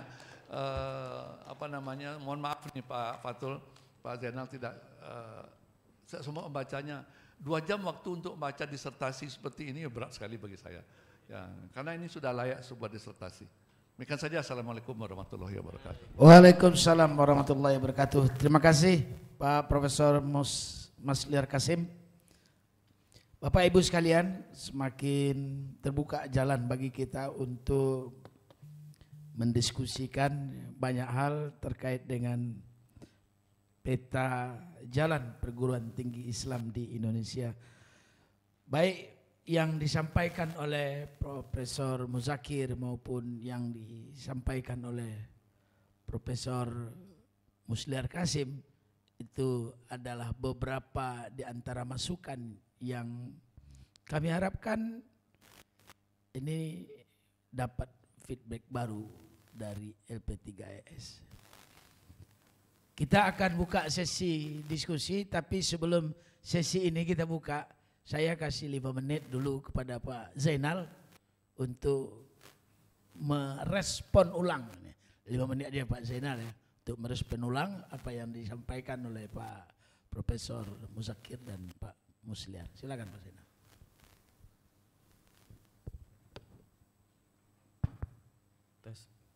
Baik, terima kasih Prof Muzakir atas masukannya, Prof Musliar. Sekedar klarifikasi untuk Prof Muzakir terutama ya. Sebenarnya kalau buku itu dibaca agak detail, mohon maaf mungkin karena waktunya, tentu ya kami sangat memahami itu. Justru yang kami lakukan itu adalah mengapresiasi unu-unu yang masih kecil-kecil itu. Kenapa? Karena di situ kami mengatakan begini, kira-kira lebih bahwa bisa difahami unu itu seperti itu, tetapi yang terpenting bagi pengembangan ilmu itu adalah lompatannya, bukan existing kondisi yang sekarang ada. Unu-unu itu baru mohon maaf, NU kan kalau tidak salah baru beberapa tahun belakangan terakhir ini pasca reformasi itu. Tapi jumlahnya perguruan tinggi sudah begitu banyak gitu ya, yang disekolahkan juga sudah begitu banyak, itu kita apresiasi. Di dalam buku itu clear sekali kita jelaskan di situ dengan menggunakan data. Cuman kami berharap di dalam buku itu bahwa ke depan itu tentu tidak sekedar itu gitu ya, tapi lebih kepada pengembangan ilmu, proses knowledge production itu. Kami menyadari bahwa di beberapa NU itu baru, dan yang kami statement di situ adalah bahwa yang terpenting itu mengejar jumlah kalau tidak salah, itu yang disampaikan oleh teman-teman UDI Pusat ketika kami wawancara, jumlah terlebih dahulu karena awal gitu ya, maka yang dikejar kan masih pada infrastruktur basic, itu sangat bisa dipahami sebagai satu langkah awal, kita apresiasi. Dan yang kedua tentang Al-Quran, sengaja di dalam buku itu kami tulis pakai teks bahasa Arab asli banyak, dari kitab-kitab klasik kuning segala macam. Kenapa? Karena kami ingin memberikan semacam privilege atau apresiasi bahwa untuk kembali kepada Al-Quran, hadis dan segala macam teks kuning, Gus Baha gitu ya. Kebetulan saya tetangga Gus Baha, Prof. Jadi apa namanya sering ikut mengaji dan juga ini. Itu kita sengajakan seperti itu. Sampai kami itu diprotes sama tim penerbitnya. Ini harusnya diganti dengan bahasa Indonesia. Loh, ini kita sengaja seperti itu untuk mengapresiasi itu. Jadi meskipun tidak secara eksplisit kami katakan, kita kutip banyak sekali Al-Ghazali, kita kutip sekali apa namanya Ibnu Rus, kita masalah istihad segala macam itu, termasuk juga tentang hati segala macam, apa itu istihad sebagai bagian dari R&D gitu ya, research and development di bagian akhir itu kita bahas itu sebenarnya. Cuman mungkin karena tentu kami memahami karena waktunya cukup singkat gitu ya, itu bisa apa namanya kami maklumi. Tapi intinya bahwa sekali lagi ini tidak untuk membandingkan, karena kan katanya ojo dibanding-bandingke gitu bro, kan boleh gitu. Sehingga ya ini sebagai basic yang kita apresiasi masing-masing existing condition dari university, memang kondisinya seperti itu tidak mudah, oleh karena itu kita punya peta jalan ke depan. Untuk Prof. Muslian sedikit saja, yang kami lakukan adalah kami memang menarik data di lapangan, itu existing kondisinya adalah seperti itu. Misalnya kayak tentang pengabdian masyarakat segala macam, itu bahkan kita tarik sampai kerjasama internasional, kerjasama dengan komunitas lokal dan sebagainya, kita masukkan sebagai indikator. Kita ukur semua dan mohon maaf, ternyata itu bagi PTIS sampel yang kami ambil itu tidak menjadi concern. Jadi tidak menjadi apa, belum mungkin ya, belum ke sana sebenarnya. Sehingga concernnya itu masih banyak pada misalnya mohon maaf infrastruktur, kemudian terus dekat dengan dunia usaha dalam link and match segala macam itu gitu ya. Masih seperti itu. Tentu itu sebagai satu jalan keluar bagus gitu ya untuk ke depan gitu ya. Tetapi dalam konteks pengembangan ilmu itu ya agak berbeda kemungkinan ya kalau kita lihat dari data-data itu gitu. Jadi kalau konteksnya adalah pengembangan universitas, pengembangan pengabdian masyarakat, tentu itu sangat penting, iya. Tapi kalau konteks pengembangan ilmu itu mungkin penting, tapi tidak sepenting dukungan infrastruktur, dukungan negara, dukungan dunia internasional dan sebagainya. Jadi dilihatnya seperti itu, Prof. Terima kasih. Baik, terima kasih Pak Zainal. Bapak Ibu sekalian, silakan kita buka satu sesi saja karena waktu kita terbatas. Monggo Pak. Baik, terima kasih Bapak Moderator, dua pembedah, dua profesor yang saya hormati, saya Pak Takdimi, dan Mas Zainal Muntakid. Assalamualaikum warahmatullahi wabarakatuh. Saya Mas Duki, Rektor Universitas Islam As-Sofia. Saya ingin memberikan apresiasi dulu kepada pertama tentu pada Rektor UII sebagai penggagas dan LP3S, saya kira dalam hal ini Pak Zainal Muntakid dan kawan-kawan yang sudah mencoba membuat buku yang saya kira sangat komprehensif. Dan ini sepertinya agak baru dengan tema altar pendidikan tinggi dan mencoba sebetulnya dalam bahasa lain mengintegrasikan ilmu dan agama. Namun saya juga berpandangan tidak ada yang buku sempurna. Pastilah mungkin maksud daripada Rektor UII dan juga Mas Mustaqin ya untuk meneliti berikutnya lah untuk mendalami. Saya melihat Mas Mustaqin dalam konteks pengintegrasian ilmu dan agama ini nampaknya ada perlu beberapa penajaman-penajaman mungkin di episode berikutnya. Seperti ketika menyebut nama Ibnu Tufail dalam bibliografi itu hanya satu kali. Padahal kalau kita bicara dalam khasanah keilmuan, keislaman, beliaulah yang saya kira pemikir Islam besar yang mampu ilmu yang sangat kering itu bisa dipopulerkan dengan dalam bentuk tulisan-tulisan populer pada zaman itu. Jadi nanti kalau ada cetakan berikutnya mungkin itu bisa dipertajam. Tidak hanya sepintas jalan saja sambil menyebut Al-Ghazali segala macam Ibnu Tufail. Itu satu. Yang kedua, saya melihat di bab 5-6 mungkin Pak Mas Mutakin ketika mengutus para wartawankah ataupun petugas-petugas untuk mencari data itu mungkin tidak menangkap secara utuh. Di buku ini satu kata pun tidak ada nama UIA, Universitas Islam As-Safiyah. Padahal saya 3 hari 3 malam berdiskusi, mungkin hilang datanya. Saya waktu itu adalah ide-ide besar saya sampaikan, karena mohon maaf, UIA berani membuka prodi-prodi bahasa teman-teman kering, itu berani ketika 83. Sebelumnya UIA ada, rintisan ketika Kiai Haji Abdullah Syafi'i prihatin terhadap kualitas para juru dakwah, membuat fakultas dakwah. Nah, padahal di situ banyak ide-ide besar. Saya berani yakinkan di lingkungan L2 Dikti 3 yang masih punya matematik murni itu hanya UIA. Bapak dan Ibu bisa bayangkan, kami hampir 10 tahun yang namanya prodi matematik itu ada dalam ruang ICU. Karena orang tua murid umumnya mengatakan matematik susah. Padahal zaman kejayaan Islam dululah, dari mulai tokoh-tokoh yang ada di dalam buku ini, mereka itu adalah ahli falak, ahli matematik, ahli filosofi. Saya sering mengatakan, linearitas sesungguhnya menyesatkan. Karena apa? Kalau kita bicara tentang Ibnu Rus, bicara tentang tokoh-tokoh Islam itu, dulu ilmunya adalah pepek, ya kalau bahasanya Gus Bahar. Artinya ilmunya bukan hanya satu bidang saja. Ya dia ahli tauhid, dia ahli fikih, dia ahli juga tentang ilmu-ilmu yang lain, bahkan falak segala macam gitu. Jadi saya kira penulis belum memaparkan tentang betapa suka dukanya tertatih-tatih. Kami punya prodi yang sudah lama sebetulnya di ruang ICU. 1, biologi murni. Di Jakarta ini hampir semuanya sudah tutup. UNAS yang terkenal dengan biologinya sudah tutup. Karena market, bayangkan 10 tahun untuk menghidupi, itu juga kalau enggak kuat-kuat betul yayasan, kalau berpegangannya pada hukum ekonomi kita tutup. Tetapi siapa yang mempertahankan idealita? Nah ini saya kira penting. Bahwasannya BINUS ada matematik itu digabung dengan prodi-prodi aktuaria ataupun prodi-prodi high casing lainnya. Jadi ini perlu hadirnya pemerintah. Karena sering saya katakan, ini disebut di sini beberapa nama Mas Dawam Raharjo.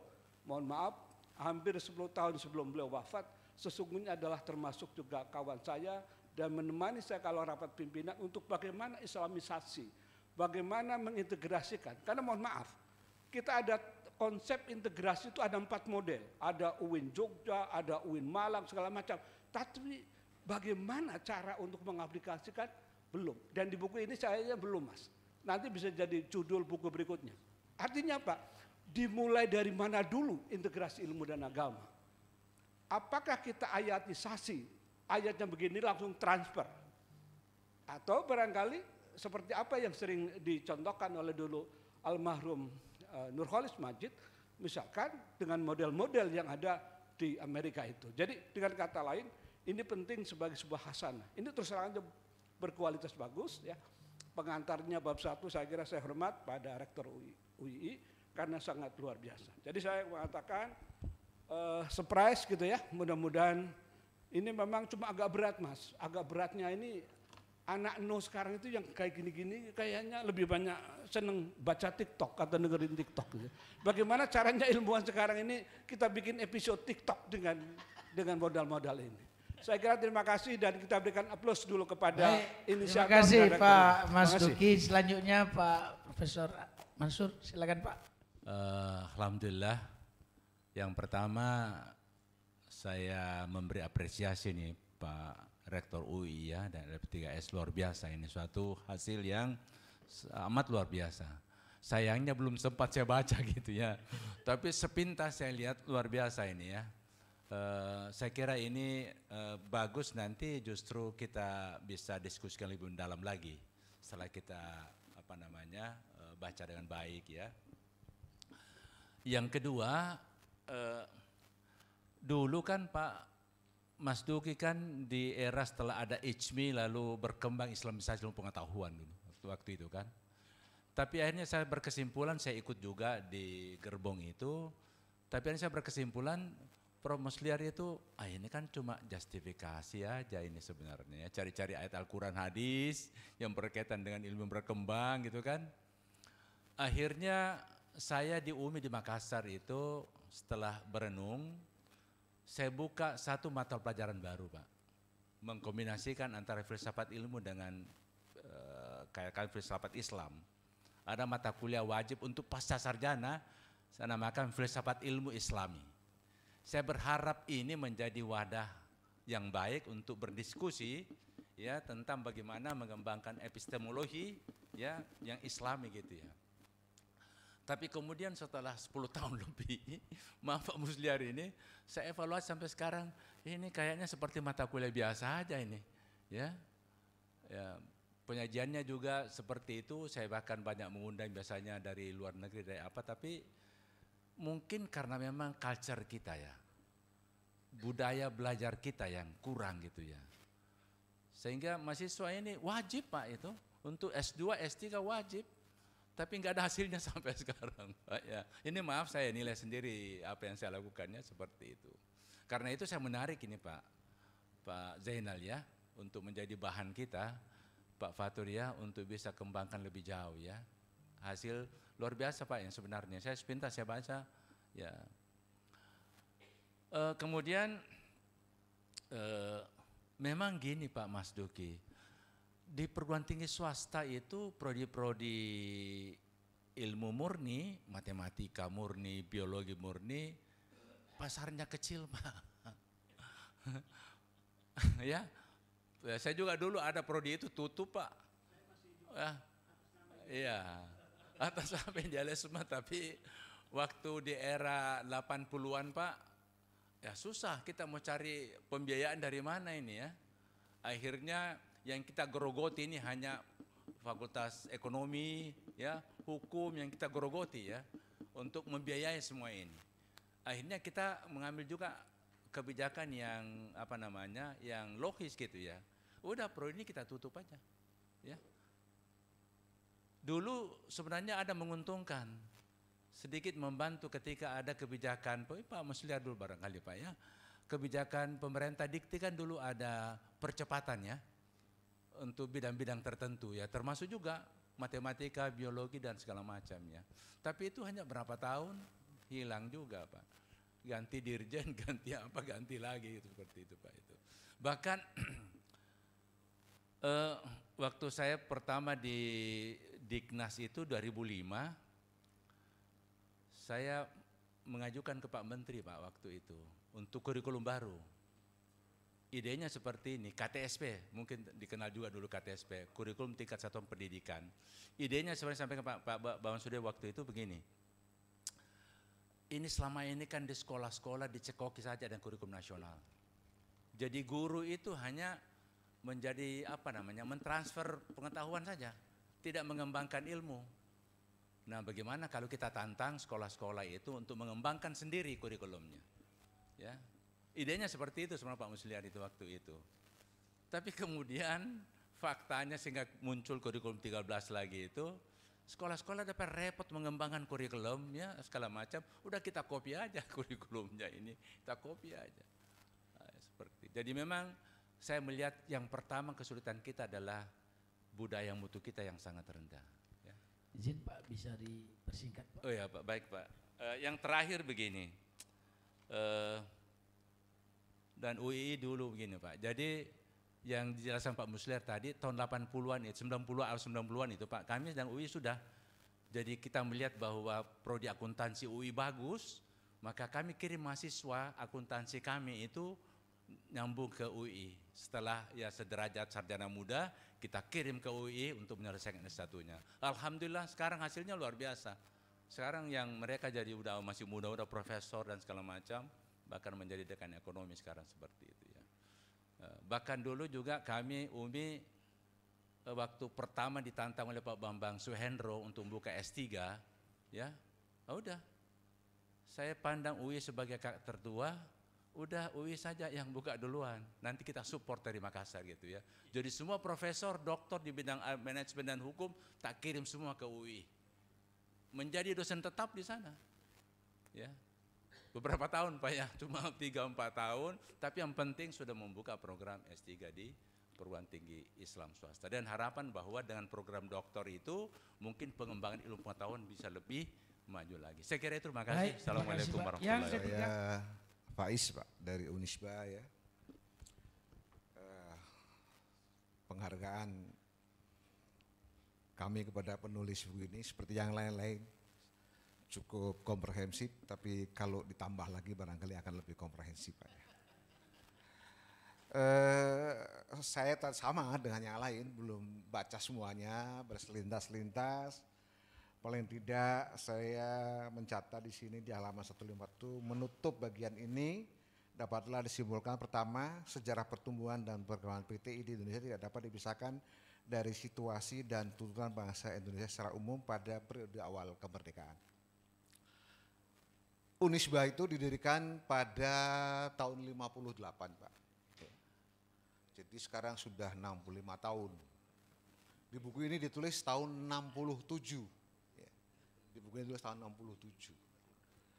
Satu hal mungkin yang bisa memperkaya dari buku ini adalah bahwa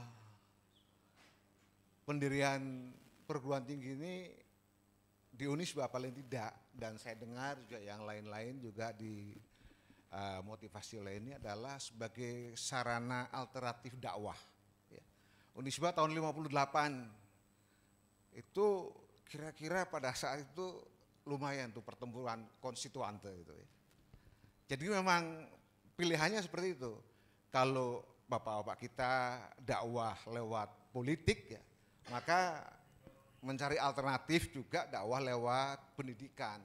Nah, Unisba salah satu wujudnya, dan tokoh yang menginspirasi ini dan cukup aktif, yang sayang sekali namanya tidak ada di sini adalah Pak Nasir ya.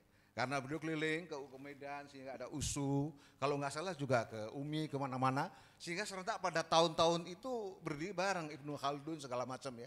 Itu semacam ada gerakan gitu ya. Ya mungkin terbayang juga akan kegagalan konstituansi dan sebagainya gitu ya.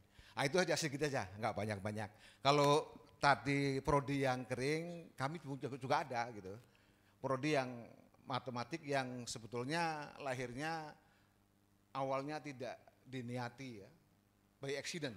Kami punya prodi MIPA itu statistik. Ya. Prodi statistik itu juga semi kering juga Pak. Ketika mau minta akreditasi tidak diberikan, karena tidak boleh ini. Statistik kan pengembangan dari matematik, harus ada matematiknya. Kami dirikan lagi ya kan. Jadi mendirikan yang lebih susah gitu kira-kira hidupnya gitu ya. Tapi alhamdulillah disiasati kemudian. Ketika mendirikan farmasi kita tidak jadikan satu fakultas tersendiri, tapi dia dimasukkan pada fakultas matematik ilmu pengetahuan. Alhamdulillah semuanya hidup, walaupun yang sebagian ini hidupnya tapi disubsidi dari satu fakultas itu. Itu saja, terima kasih. Dwi Budiman dari Sekolah Tinggi Ilmu Dakwah Muhammad Natsir. Terima kasih tadi Pak sudah menyebut Pak Nasir. Sebagaimana 3 penanya tadi, kita semua mengapresiasi buku ini. Salah satu indikasinya adalah buku ini terbit. Nah itu berarti kan buku yang bagus Pak. Sebaik-baik apapun isinya, kalau tidak terbit ya tidak bagus. Untuk buku ini tadi sudah banyak dibahas. Saya hanya ingin menanggapi apa yang tadi disampaikan Prof. Musliar Kasim tentang karakter mahasiswa tadi Pak. Kita ini kan sekarang menghadapi setidaknya 2 tantangan besar terkait dengan karakter mahasiswa ini. Yang kedua-duanya sebagai dampak dari perkembangan teknologi. Jadi ya perkembangan dunia digital lah. Satu mungkin kita sebut kenakalan ya, kenakalan akademik. Nah, ini plagiarisme lah. Ini kan makin kesini makin sulit kita deteksi. kemarin kita punya misalnya kayak Turnitin gitu. Tapi kalau menggunakan AI itu sudah tidak bisa terdeteksi oleh Turnitin. Mungkin harus ada alat deteksi yang lebih canggih mungkin ya. Dan ini di kampus kami itu kan 70% dosennya masih sepuh ya Pak ya. Jadi belum tidak begitu paham tentang teknologi. Sementara anak-anak ya dengan cepat mempelajari itu gitu. Maka kasus-kasus plagiarisme ini sering kami temukan gitu ketika kami mengadakan evaluasi. Nah itu satu, bagaimana mungkin ke depan kita bisa sama-sama mengkaji cara untuk menghadapinya. Yang kedua Pak, tentang kalau di kampus kami sering kita sebut dengan istilah kemaksiatan digital. Ini juga satu hal yang mungkin menjadi tantangan kita karena amat sangat sulit untuk dideteksi. Jadi kasus-kasus kemaksiatan digital ini kan dia abstrak ya, dalam arti abstrak itu tidak nampak gitu. Dia hanya terlihat di dunia digital saja gitu. Dan ini yang amat sulit untuk dihadapi gitu. Jadi gaya-gaya lama misalnya mentoring, kemudian istilahnya pengajian dan lain sebagainya itu sepertinya tidak efektif menghadapi yang seperti ini. Nah ini mungkin juga kalau Pak Prof. Musliar punya pengalaman ingin berbagi bagaimana cara menghadapi dua hal ini. Terima kasih. Baik, terima kasih Pak Budiman. Baik Bapak Ibu sekalian, ada 4 tadi yang menyampaikan saran dan pendapat. Pertama dari Universitas Islam Safiyah, yang kedua dari Universitas Islam Makassar, yang ketiga dari Unisba, yang keempat Sekolah Tinggi Ilmu Dakwah M. Nasir. Nah, kita sudah hampir berada di penghujung waktu. Kami sampaikan kepada Profesor Muzakir, silakan kalau ada yang ingin direspon dari keempat tanggapan ini, kalau ada. Jadi saya kira kita sepakat mengapresiasi buku ini, tapi tetap harus dikembangkan lebih jauh lagi. Jadi supaya tidak berhentilah, kira-kira seperti itulah. Terima kasih. Terima kasih Pak Profesor Muzakir. Yang kedua Pak Profesor Musliar, silakan Pak. Baik. Seperti yang saya sampaikan pada waktu saya membedah buku tadi, dari pengalaman saya menjadi rektor di UNAN, kemudian menjadi rektor sekarang, memang pembangunan karakter itu yang saya pentingkan. Pada waktu di UNAN Pak, target saya sebelum saya berhenti jadi rektor itu punya asrama yang kapasitasnya 5.000 orang, target saya. Tapi kan saya di tengah jalan dipanggil Pak Nuh ke Jakarta, nggak sempat menyelesaikan. Hanya ketika itu bisa menampung mahasiswa lebih kurang 1.800. Tapi sekarang sudah jadi 3.500. Nah, cuma mahasiswanya nambah lagi. Ketika itu kita buat program, seluruh mahasiswa baru harus tinggal di asrama. Nah, karena belum cukup, saya buat seluruh mahasiswa bidik misi tinggal di asrama. Tapi karena masih kurang, saya tambah dengan prodi-prodi yang punya kegiatan laboratorium, katakanlah MIPA, pertanian dan segala macam. Apa yang saya lakukan? Seluruh mahasiswa yang tinggal di asrama yang beragama Islam wajib sholat subuh berjamaah. Pak Imam Suprayogi itu Pak sempat dia datang ke UNAN. Mungkin satu-satunya sampai sekarang masjid kampus yang jamaah sholat subuhnya itu 2.000 orang Pak. Ada enggak? Kita punya Perguruan Tinggi Islam. Ada enggak jamaah sholat subuhnya yang 2.000 orang? Letak asrama dengan masjid itu lebih kurang 500, hampir 1 kilo.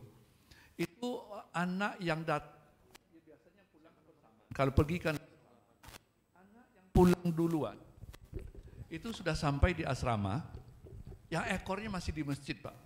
Jadi kalau kita melihat suasana itu seperti kita di Madinah dan di Masjidil Haram. Saya menarik ketika di Sumatera Barat itu ada pertemuan forum silaturahim Saudagar Minang namanya. Ada peserta dari Bari, orang Minang, Ujang namanya. Dia panggil ke saya, Bang katanya, kita sama-sama aktivis HMI. Bang katanya, saya menangis batin saya Bang sampai di kampung kita ini. Kenapa Jang? Dia nginap di Hotel Pangeran di jalan utama itu. Saya tadi pagi pergi ke masjid karena mungkin dia pakai jam Bali, kecepatan dia ke masjid. Sampai di masjid masih dikunci gitu. Setengah jam setelah itu sudah ada orang mengaji. masjid belum masih dibuka, tapi ngaji itu kan tape recorder Pak, tape recorder. Setelah masuk waktu sholat, baru dibuka pintu, garin yang azan, garin yang qomat, garin yang imam, saya satu-satunya jamaah. Menangis batin saya di Bali itu untuk membuat izin membangun masjid itu Pak, setengah mati katanya Bang, setengah mati. Tapi jamaahnya ketika masjid itu didirikan, penuh katanya. Tapi di sini betul-betul kampung kita. Jang, kalau begitu besok pagi tunggu di lobi, saya jemput Anda jam 4:30 di lobi. Saya pergi Pak, jemput dia, sampai di sana nangis juga dia Pak Fatul, nangis juga dia. Apa katanya, Bang, gimana Bang cara membuat seperti ini? Saya wajibkan, saya pakai tanda tangan, siapa yang datang berturut-turut 3 kali dipanggil. Kalau 5 kali dipanggil orang tuanya. Jadi kalau begitu Abang punya catatan siapa yang paling sering datang ke masjid? Punya, saya bilang. Dikasihnya ketika itu komputer Pak, oleh si Ujang ini, karena pengusaha kan, dikasihnya komputer ketika itu. Saya bilang memang harus begitu kita buat Pak, untuk membangun karakter anak-anak. Kalau tidak begitu tidak bisa. Apa yang saya lakukan hari ini di Universitas Betorama, mahasiswa Betorama begitu masuk Pak di Betorama, kami menerima lebih kurang 900 Pak, tidak sama dengan UIR kan sudah besar 5.000, yang lain juga. Seluruh mahasiswa baru yang diterima di Betorama, saya kirim ke sekolah TNI Pak, 4 hari untuk membangun karakternya, fighting spiritnya, disiplinnya. Enggak bisa Pak, mahasiswa kita kalau tidak dibangun disiplinnya, bagaimana bangun pagi, kemudian bisa dia terjun tali itu segala macam. 4 hari mahal Pak, tapi kan kita bisa bebankan kepada mahasiswa. Lakukan. Setelah itu kita lakukan lagi pekerjaan tambahan untuk membangun spiritualnya. Selama 1 tahun mahasiswa baru harus ikut kajian duha setiap hari Sabtu. Mereka harus membuat laporan juga. Siapa yang tidak cukup 14 kali, 75% tidak boleh ikut ujian agama. Nah, di kampus saya agama itu namanya SKS Pak. Kalau agama umum kan yang ada buku panduannya, yang selebihnya kita embedded dengan mata kuliah sesuai dengan prodinya. Jadi kalau di kedokteran itu sudah ada agama, umpamanya jantung dari segi perspektif Islam seperti apa. Itu yang saya lakukan. Ya tidak bisa kalau kita biarkan anak-anak kita sekarang tidak seperti itu, saya khawatir dia tamat sekolah tapi tidak punya apa-apa. Saya lebih baik membangun karakter dibandingkan membangun ilmunya. Kalau tidak berkarakter, mereka jauh lebih ganas dibandingkan orang yang tidak berilmu untuk membuat maksiat atau kejahatan-kejahatan. Saya tidak perguruan tinggi seperti NU kan sudah, makamnya kan sudah seperti itu. Kami kan perguruan tinggi umum yang Islami. Saya namanya Universitas Betorama, tidak kita namakan Universitas Islam Betorama. Sekira itu Pak, tambahan dari saya. Terima kasih. Assalamualaikum warahmatullahi wabarakatuh.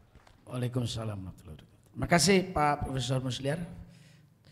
Silakan Pak Zainal Mutakin kalau ada yang mau direspon dari 4 bapak tadi. Baik, terima kasih mungkin Pak Prof Mas Duki. Intinya tapi begini, secara umum bahwa memang tentu karena ini buku yang basicnya adalah riset, kita tidak mungkin membuat sekali jadi itu sempurna dan bagus semua, kira-kira begitu Prof. Ada banyak limitasi, keterbatasan dari sisi waktu, dari sisi segala macam, dan mohon maaf UIA wawancaranya mungkin tidak kami masukkan di sini. Tidak hanya UIA sebenarnya, juga yang lain gitu ya. Ke depan memang kami berpikir nanti hasil transkrip wawancara itu akan kami lampirkan. Jadi semuanya akan setiap universitas itu hasilnya akan dimasukkan itu kalau nanti ada kesempatan gitu ya.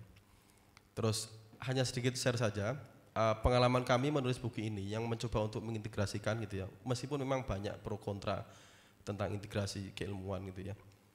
Tapi satu hal yang menjadi kesulitan kita ternyata memang membuat bahasa yang integratif, agama, sains gitu ya. Itu kan kami di situ banyak sekali bahas Ibnu Khaldun, Al-Ghazali dari perspektif ilmu sekarang, sustainability.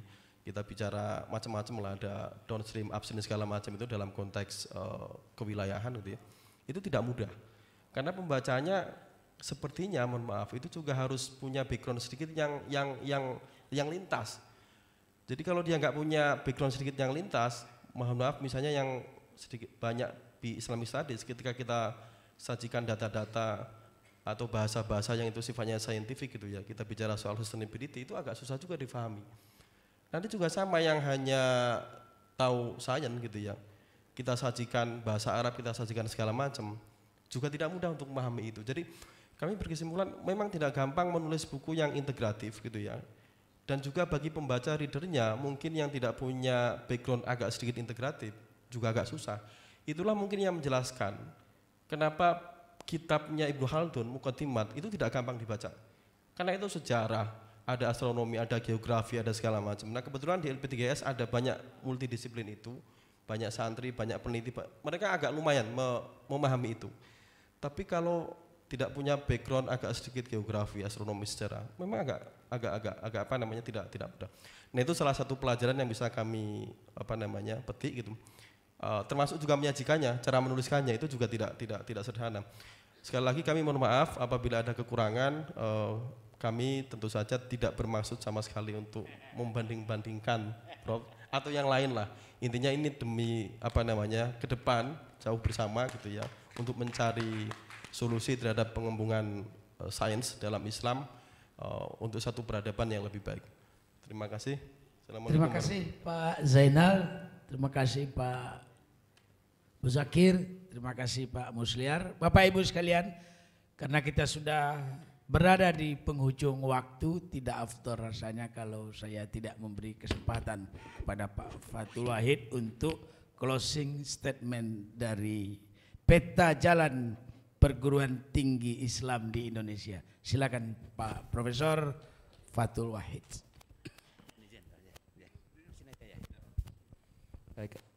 Assalamualaikum warahmatullahi wabarakatuh. Terima kasih Bapak.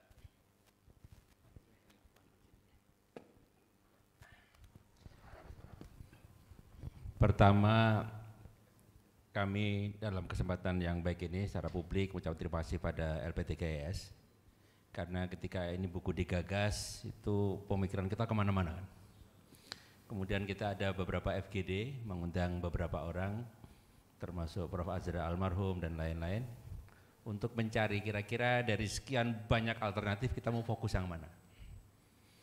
Akhirnya jadilah apa yang ada di depan kita dengan tajuk yang kita sepakati, itu tajuk pilihan yang keberapa, saya agak lupa tuh, kelima atau keberapa, sebelumnya itu judulnya macam-macam.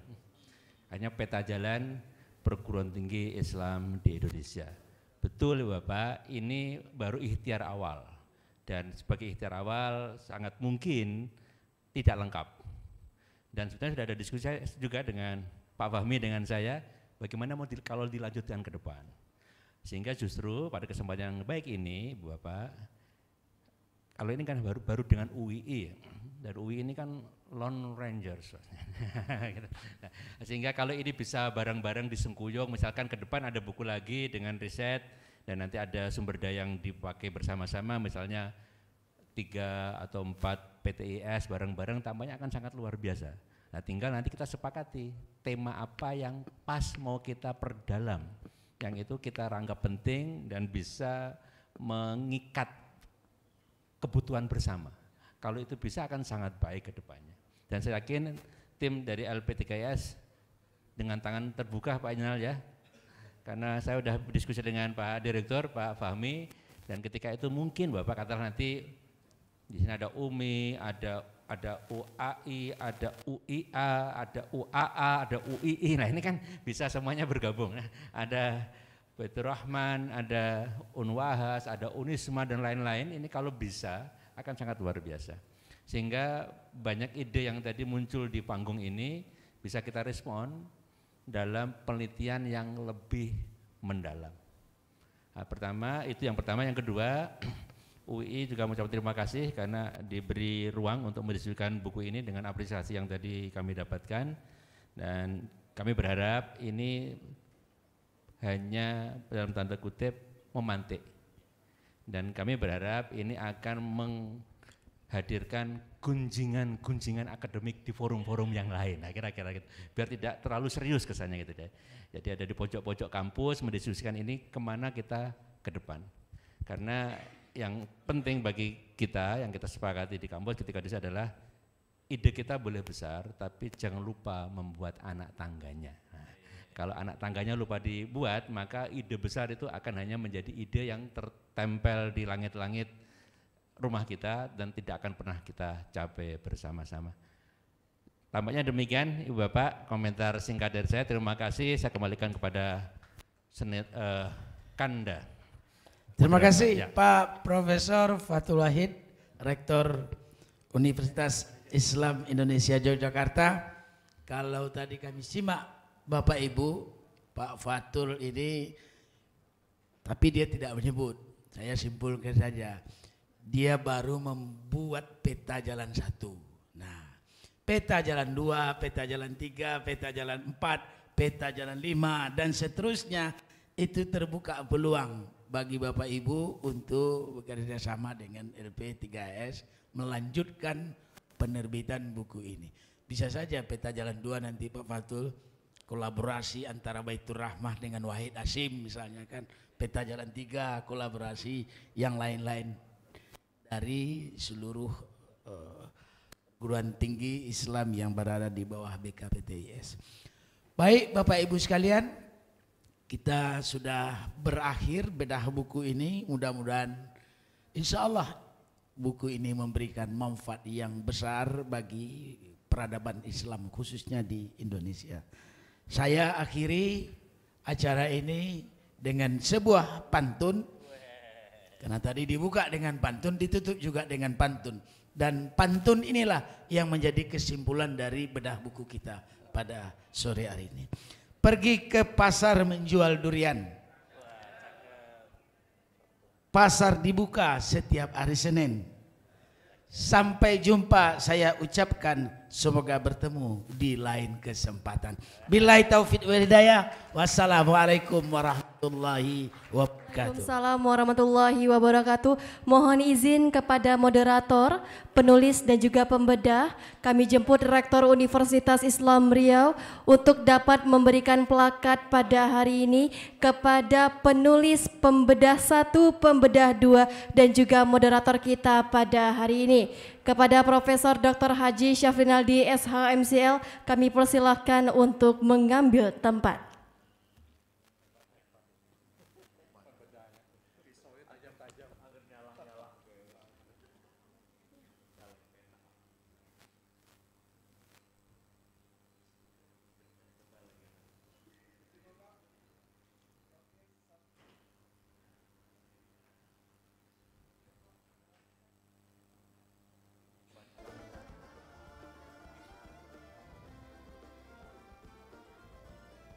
Rektor Universitas Islam Riau, setelah ini kita foto bersama terlebih dahulu bersama dengan moderator, penulis dan juga pembedah buku 1.